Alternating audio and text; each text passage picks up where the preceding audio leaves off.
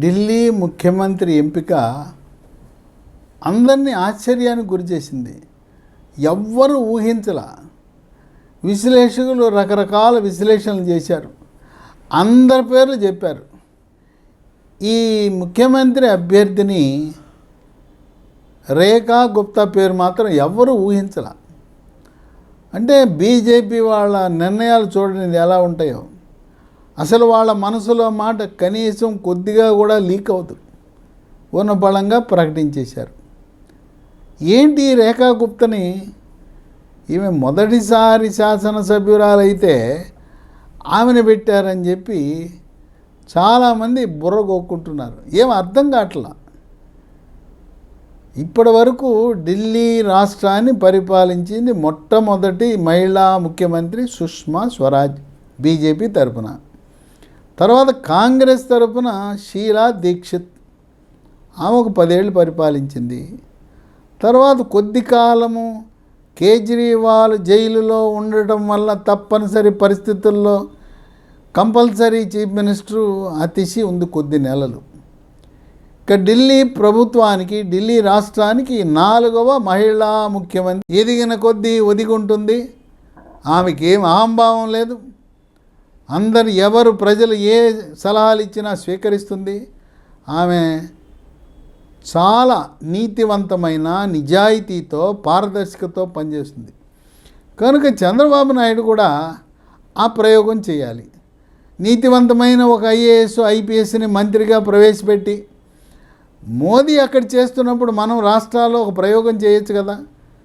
మీకు నచ్చిన ఆయన ఒక జడ్జినో, ఐఏఎస్నో, ఐపీఎస్నో ఎమ్మెల్సీ చేసి మంత్రి పదవి ఇచ్చి చూడండి, ఒక ట్రయల్ వేస్తే ఎలా ఉంటుందో చంద్రబాబు నాయుడు చూడవచ్చు.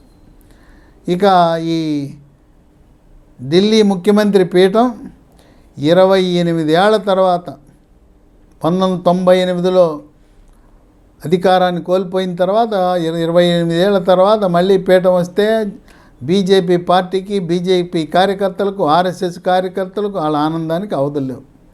ఢిల్లీలో రామ్లీలా మైదాన్లో పెద్ద ఎత్తున లక్షలాది మంది జనం విచ్చేసే విధంగా అక్కడ భద్రతా సిబ్బంది 25,000 మంది భద్రతా సిబ్బందిని పెట్టారంటే చూసుకోండి ఎలా ఉంటుందో అక్కడ సీను. చంద్రబాబు నాయుడిని, పవర్ స్టార్ పవన్ కళ్యాణ్ని ఈ ఢిల్లీ ముఖ్యమంత్రి ప్రమాణ స్వీకారానికి ప్రత్యేకంగా ఆహ్వానించడం అనేది విశేషం. ఆమె వ్యక్తిగత చరిత్రలోకి వెళ్తే రేఖా గుప్తా ఆమె మామూలు ఆమె కాదు. ఆమె చదివింది బీకామ్ తర్వాత బిఎల్ న్యాయశాస్త్రం చదివింది.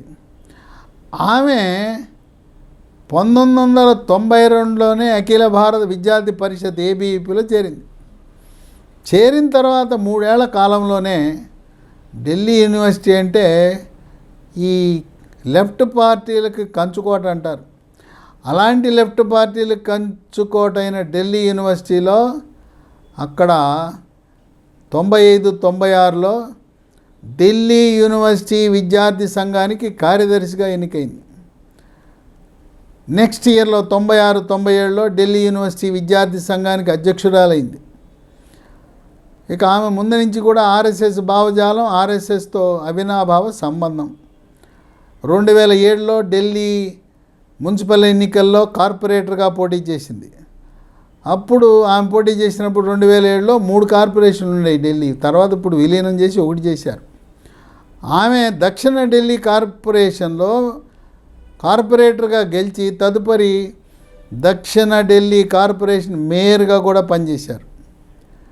ఇక భారతీయ జనతా పార్టీకి వచ్చిన తర్వాత మహిళా మోర్చాతో సన్నిహిత సంబంధాలు పెట్టుకుని దాంట్లో నాయకత్వం వహించి ప్రస్తుతం జాతీయ మహిళా మోర్చాలో జాతీయ ఉపాధ్యక్షురాలుగా పనిచేస్తున్నారు. ఇంకా రేఖా గుప్తాకు అన్ని అర్హతలు ఉన్నాయి. ఆమె ఈరోజు ఏదో కొత్తగా వచ్చిన ఆమె కాదు. ఆర్ఎస్ఎస్లో ఉంది, మరి బీజేపీలో ఉంది, ఏబీవీపీతో తన రాజకీయ అరంగేట్రం చేసింది. అట్లాగే మేయర్గా ఢిల్లీ వాసుల యొక్క నాడిని పసిగట్టింది. అందువల్ల రేఖా గుప్తా ప్రధానమంత్రి మోదీలా ఒక 4 టర్ములు, రాబోయే 4 టర్ములు, మరో 20 ఏళ్ళు, ఆమెకి 70 ఏళ్ళు వచ్చేదాకా ఆమె ముఖ్యమంత్రిగా కొనసాగే అవకాశాలు ఉన్నాయని రాజకీయ విశ్లేషకులు భావిస్తున్నారు.